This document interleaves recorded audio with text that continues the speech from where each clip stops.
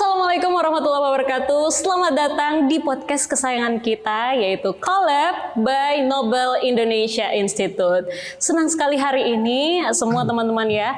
Di next episode kali ini kita kedatangan tamu istimewa. Tapi sebelum itu saya mau perkenalkan diri dulu karena sebelumnya memang yang biasa ditemani di podcast kita itu ada Ibu Rini, ibu kita semua di Nobel Indonesia Institute. Tapi di hari ini for the first time ada Muti yang akan membantu podcast hari ini, dan alhamdulillah karena langsung kita kedatangan alumni berprestasi Nobel 2021.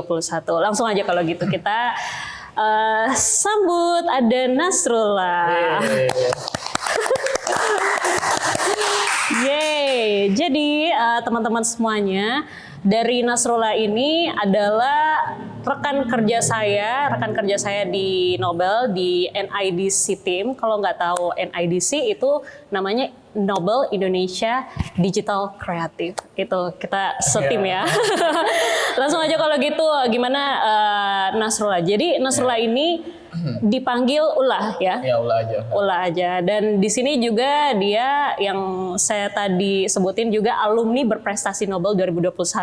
Dan selain itu juga dia pernah dinobatkan sebagai Young Entrepreneur di 2018. Iya, sekitar 2018. Ya, kalau gitu kita perkenalan dulu nih. Halo Ulah. Halo Kak. Gimana kabarnya hari ini? Alhamdulillah baik. Alhamdulillah baik. Wow.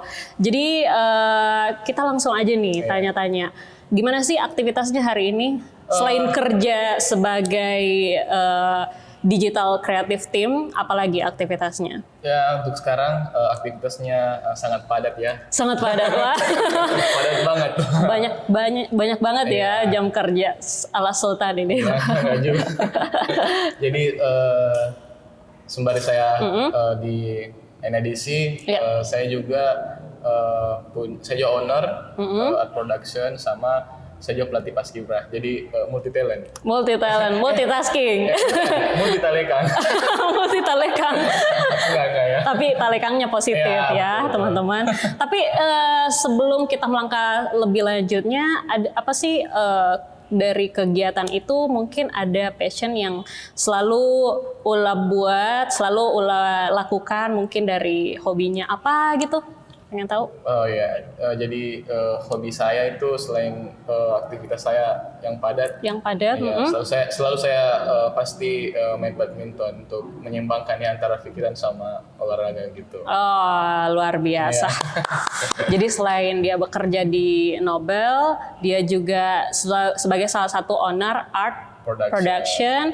Terus ada juga apa lagi tadi? Saya pelatih paskibra dan juga sangat hobi bermain badminton. Wow, luar biasa. Bagus banget time manajemennya teman-teman. Dan kalau gitu untuk sebagai alumni berprestasi 2021 itu apa sih apa sih yang dilakukan Ulah? Kenapa bisa dinobatkan sebagai alumni terbaik atau alumni berprestasi 2021 itu? Oh iya, mungkin dari saya kuliah dari semester 1 sampai semester 7 itu saya mengikuti semua pelajaran yang disediakan ya. Jadi mungkin karena saya selalu kerja tugas dengan tepat waktu, ada tugas langsung dikerjakan, tidak ditunda-tunda. Jadi mungkin itu salah satu efek mungkin kenapa bisa dipilih jadi salah satu mahasiswa terbaik atau alumni ya. Alumni terbaik. Jadi rajin ngerjain tugas, rajin, pastinya aktif juga ya di tempat perkuliahan, dan juga Muti mau tahu kenapa bisa dinobatkan sebagai Young Entrepreneur 2018 ini? Jadi pas di 2018 itu saya kalau nggak salah semester 3. Nah, jadi saya mengikuti mata kuliah. Nah, jadi saya ketika presentasi soal bisnis saya dengan dosen, Nah itu saya selalu sharing mengenai pengalaman saya di usaha saya gitu. Oh. Jadi secara kuliah dan kita diskusi sama dosen, nah itu mungkin salah satu kenapa bisa dinobatkan sebagai Young itu. entrepreneur Ya. luar biasa. Ya. Selain sibuk kuliah juga, selain sibuk kerja, sibuk bermain dengan hobinya sendiri, luar biasa itu sangat-sangat produktif ya, apalagi di umur yang sekarang masih muda banget teman-teman semuanya, dan sekarang pun dia itu sebagai mahasiswa S2. Itu jurusan apa tuh? Oh ya, jadi saya sekarang juga lanjut kuliah di Nobel itu untuk mendalam lagi ilmu saya. Jadi saya tidak mau nge-stuck di satu tempat, jadi saya harus kembangkan lagi. Jadi saya lanjut di S2 lagi di Nobel. Wow. Itu jurusan manajemen. Manajemen. Dan SDM. S1-nya apa jurusannya? Satunya kemarin saya ambil itu manajemen bisnis perdagangan internasional. Dan Muti juga mau tanya nih, Muti penasaran kenapa sih pilih Nobel Indonesia Institute sebagai tempat kuliahnya Ula sendiri? Kan banyak tuh tempat kuliah yang lain yang mungkin ya setara atau gimana gitu. Oh iya, jadi pas saya SMA ya, ada teman-teman dari Nobel itu promosi di kampus. Iya. Nah, adakan tes peminatan. Nah, awalnya sih belum tertarik sama Nobel. Iya. Nah, cuman setelah saya tes di Nobel itu, tes peminatan, oh ternyata tagline dari Nobel itu School of Business. Iya. Nah, jadi saya kan rintis usaha itu dari sejak SMA kelas 2. Dari SMA, wah luar biasa teman-teman. Jadi luar biasa Ula di umurnya yang masih belasan tahun dulunya yang sudah berpikir kritis, apa sih yang harus kita buat, apa sih yang bisa menghasilkan uang gitu dan bisa bermanfaat untuk orang, dan luar biasa ada hadir Ula sebagai young entrepreneur juga, sebagai educators juga. Ya, jadi kan tadi 2017 ya, itu ada saya saya tes di Nobel itu, ternyata tagline di Nobel itu School of Business. Iya, Nah, dulunya ya School of Business. Jadi saya lanjut, saya penasaran lagi sama Nobel. Jadi saya buka, saya browse, saya searching mengenai Nobel. Oh ternyata memang alumni-alumninya Nobel itu punya usaha. Iya. Gitu. Jadi di SMA saya masuk di Nobel itu memang niat saya untuk mengembangkan bisnis saya gitu. Saya sudah tahu di Nobel School of Business. Wah kenapa tidak saya masuk di Nobel gitu untuk memperdalam. Padahal saya lulus loh di negeri. Wah. Tapi lebih pilih Nobel. Ya. Tapi emang ya karena dari keluarga saya pun itu dia bilang Nobel itu memang sekolah terbaik, sekolah bisnis terbaik di Indonesia Timur karena udah terkenal, udah banyak lulusan-lulusan terbaik dan bekerja di tempat yang lebih pokoknya lebih profesional dan itu luar biasa sekali ya. Dan alhamdulillah terima kasih sudah sharing sedikit tentang Nobel, dan pastinya teman-teman juga pasti penasaran gimana sih sekolah Nobel itu, sekolah bisnis di Nobel itu. Silahkan langsung dicek websitenya. Tapi kita langsung balik lagi nih, dari aktivitasnya tadi itu punya usaha namanya art production. Ya, art production. Bisa dijelasin nggak apa sih bisnis art production itu? Oh ya, jadi art production itu bergelut di bidang jasa konveksi. Konveksi. Iya, konveksi. Ya. Jadi konveksi itu udah berapa lama? Saya rintis sejak 2016 sampai sekarang mungkin sekitar 5 tahunan lah. 5 tahunan, iya. wow. 5 tahun. Keren banget sih Anda.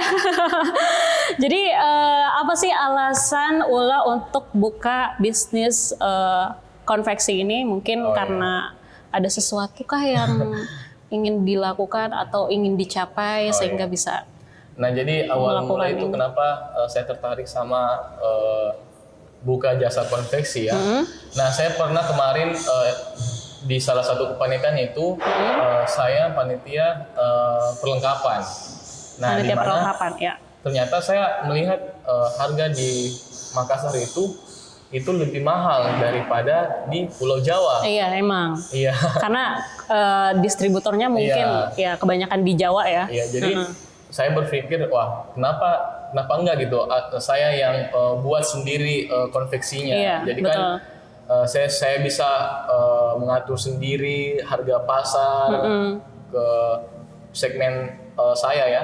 Iya. Iya. Tapi kalau dalam 5 tahun itu udah ada tim nggak sih? Oh iya. Udah ada. Jadi dari awal itu hanya saya dulu yang rintis. Saya Sendirian? saya juga ditemani sama adik saya. Oh ya. Karena kebetulan adik saya itu lagi free, jadi saya juga ajarin dia bagaimana merintis usaha gitu. Itu udah sekolah di Nobel ya? Belum. Oh, belum. Masih SMA kelas 2. Wow. Amazing. Masih SMA ya. Terus. Nah, gimana? jadi setelah itu saya rintis 2016.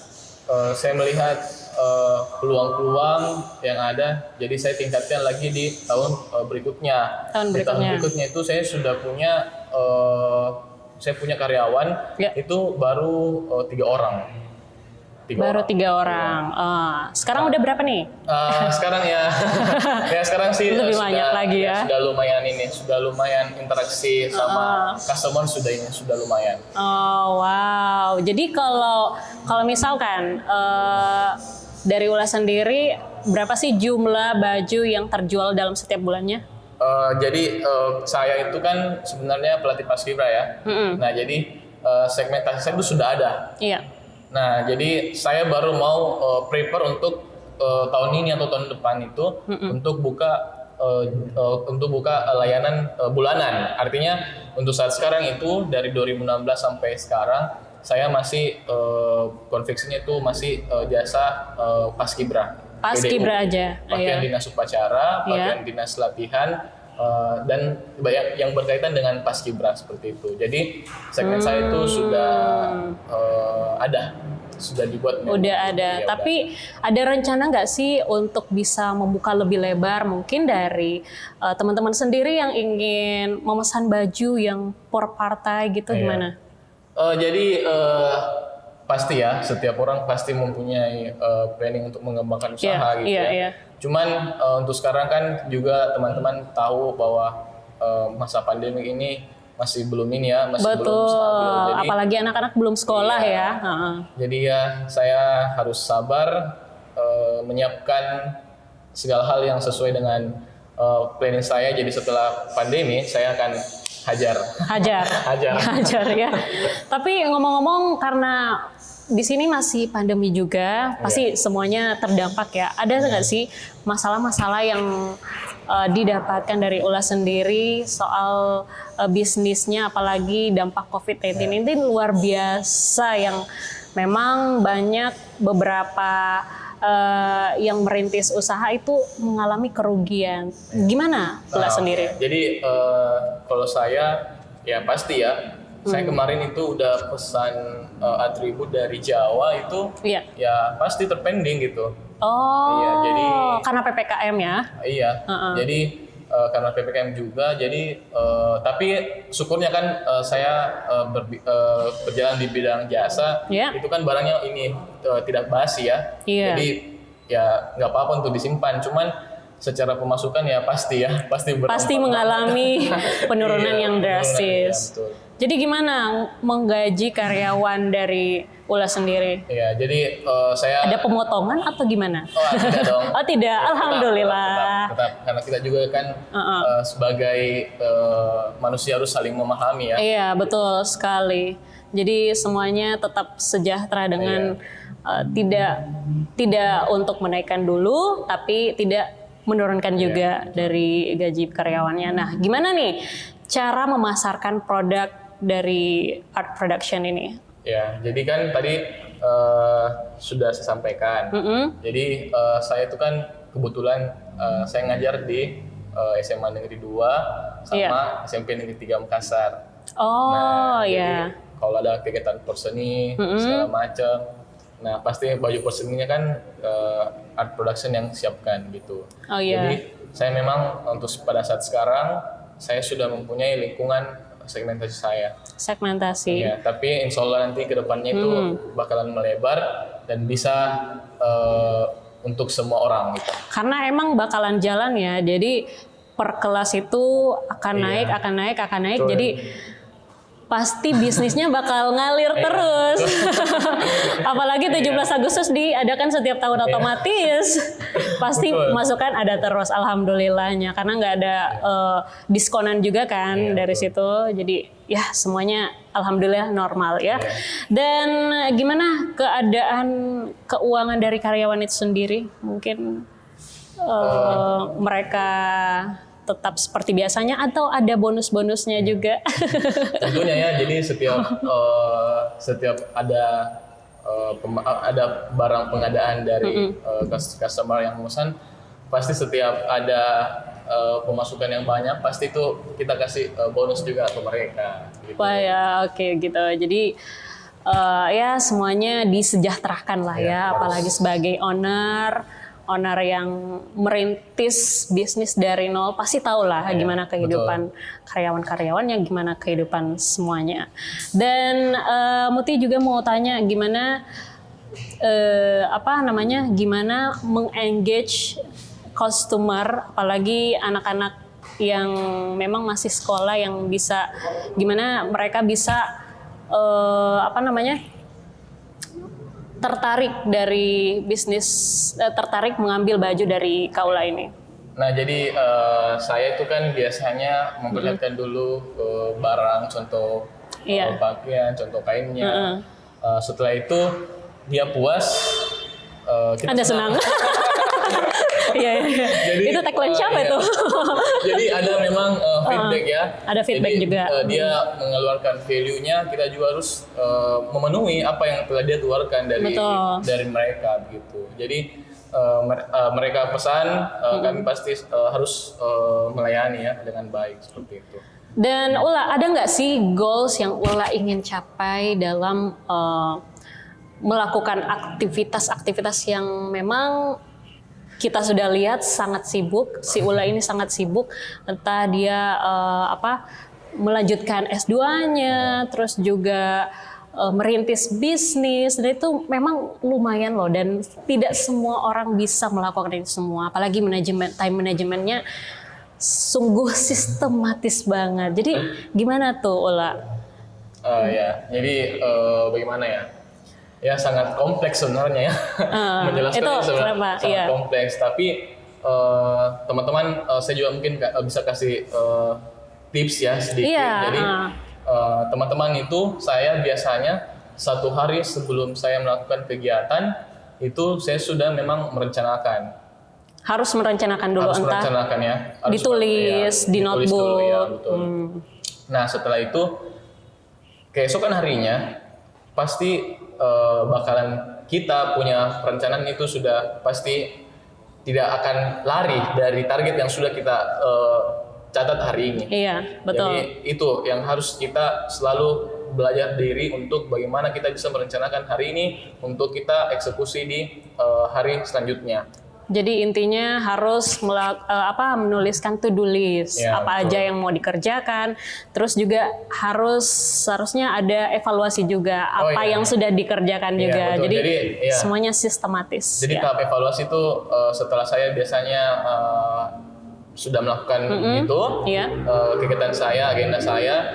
Jadi kalau tidak terlaksana ya baru saya evaluasi gitu. Evaluasi. Maaf ada teman. Oh iya, nggak apa-apa. Udah biasa. Dan gimana nih? Karena memang kita lihat ya, apalagi di pandemi sekarang ini banyak dari mahasiswa, banyak dari kalangan anak muda milenial yang memulai usaha, dan memang ada yang bermodalkan mulai dari yang tidak punya modal apa-apa sampai dengan modal besar. Mungkin bisa dijelasin nggak sih untuk anak-anak yang memang mau memulai, mau merintis bisnis tapi takut takut akan kerugian, takut untuk memulai, gimana tuh tipsnya? Nah, jadi saya awalnya juga saya nggak punya modal ya teman-teman. Jadi harus kita bisa dengan satu dulu, modal nekat dulu. Modal nekat, kita harus pembisnis itu harus berani mengenal namanya nekat. Jadi gimana nih? Gimana nih di 5 tahun ini mungkin ya kita sudah tahu ya keuntungan yang didapatkan pasti sudah besar sekali, apalagi merintis bisnis di 5 tahun ke depan itu tidak sama sekali mudah. Jadi Muti mau tahu gimana sih perjalanan bisnisnya, merintis bisnisnya dari nol, yang dimana keuntungan pertamanya itu bisa menghasilkan lebih besar atau memang masih minim gitu? Oh ya. Jadi untuk keuntungan yang pertamanya itu ya alhamdulillah sudah sampai ke luar negeri. Wow, jadi banyak sekali teman-teman keuntungan dari bisnis konveksi ini, luar biasa. Jadi udah kemana aja nih? Ya baru 3 negara kok. 3 negara lumayan loh. Jadi itu teman-teman, kalau kita mulai bisnis dengan sungguh-sungguh, apalagi walaupun bisnisnya memang kalau bisa dilihat memang sangat menjanjikan ya, apalagi kita sudah punya target untuk anak-anak sekolah juga, otomatis itu bakal terputar terus, bakal menghasilkan keuntungan yang lebih besar, luar biasa. Apalagi kalau sekarang ya, itu keuntungannya bahkan lebih besar lagi. Wow. itu gimana boleh tuh? Enggak? Oh, boleh silakan. Jangan tegang. Ini masih ada 1 botol lagi kalau mau. Dan oke. Jadi gimana tuh ceritanya bisa bisnisnya bisa berjalan dengan step by step, perlahan-lahan, tapi tetap tidak goyah gitu dengan cobaan-cobaan yang ada? Ya, jadi ya tentunya sebagai pembisnis pasti ya kita pasti pasti yang namanya cobaan pasti selalu ada ya. Iya. Jadi kadang kita di bawah sekali, kadang kita di atas sekali. Nah, jadi yang paling penting adalah bagaimana kita bisa mensyukuri sebenarnya. Mensyukuri apa yang ada. Jadi ya. setelah kita mensyukuri, baru kita melihat lagi ke depannya bagaimana. Apakah kita bisa bertahan di sini ataupun tidak ya. Betul. Nah, jadi setelah saya melihat kemarin, saya pernah ada di bawah sekali. Pernah rugi nggak? Kalau masalah rugi dalam bisnis, sebenarnya sih bukan rugi ya, tapi keuntungannya itu sedikit itu. Sedikit. Kalau rugi tidak, tapi keuntungannya ya berapa persen lah gitu. Ada lah. Buat makan lah ya. Iya, jadi ya istilahnya terputar lah, tapi untungnya sedikit gitu. Sedikit. Tapi tetap jalan sampai akhirnya 5 tahun, luar biasa. Itu bukan main ya, itu sudah lama dan sudah lama merintis, dan pastinya tidak mendapat kerugian sama sekali. Itu sangat jarang untuk seorang pebisnis kayak gitu. Jadi luar biasa teman-teman, apalagi teman-teman juga yang memang ingin sekali mulai bisnis tapi takut banget, itu gimana tuh? Coba dong kasih tipsnya untuk anak-anak muda yang memang aku pengen banget ikut bisnis tapi takut rugi, takut memulai gitu. Nah, jadi saya juga awalnya ya, saya juga pasti ada rasa takut untuk memulai, itu pasti ada ya. Oh iya. Nah, cuman teman-teman harus yang pertama adalah kalian harus punya planning. Terus memperbanyak yang namanya eksekusi. Itu gimana tuh? Nah, jadi kalau kita tidak pernah mengeksekusi suatu produk atau jasa, itu bakal ribet. Nah, karena ketika kita sudah menciptakan suatu produk, nah kita tahu celahnya di mana. Iya. Nah, artinya apa? Kita bisa memperbaiki. Kita bisa memperbaiki barang tersebut sehingga produk yang kita hasilkan itu pasti ada satu titik di mana yang namanya sempurna mendekati produk dan jasa kita. Oh gitu. Jadi intinya research dulu, terus lihat target marketnya seperti apa, terus evaluasi adakah yang memang harus diperbaiki atau ada yang harus ditingkatkan lagi, kayak gitu ya? Betul. Jadi harus selalu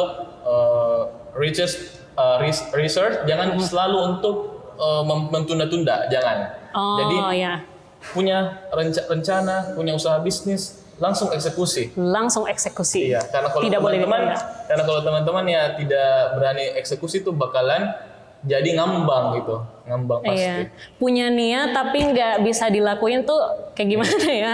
Ya kayak gitulah gambarannya. Jadi harus selalu untuk yang namanya eksekusi. Setelah kita eksekusi, ada masalah kita perbaiki. Betul. Sehingga bisa jadi produk dan atau jasa yang sangat bagus. Jadi intinya teman-teman bisnis itu kita harus punya niat dulu, berani, nekat ambil resiko dan juga to do research. Jadi semuanya harus dijalankan dengan sebaik-baiknya, harus dievaluasi gimana caranya supaya bisa bisnisnya lebih meningkat lagi, lebih banyak penjualannya lagi. Luar biasa.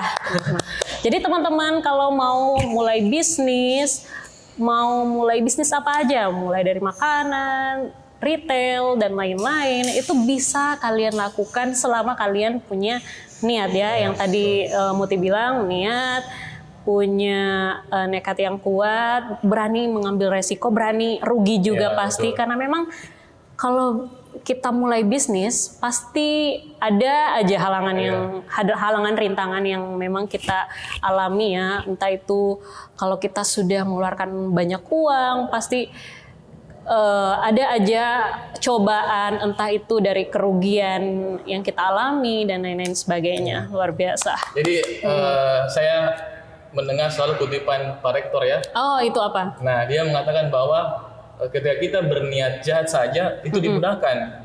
Apalagi kalau kita berniat baik untuk kedepannya, pasti selalu ada selalu jalan untuk kita dimudahkan. Wow, ini kita harus implementasikan Iya, ya betul. dari kehidupan sehari-hari kita. Luar biasa.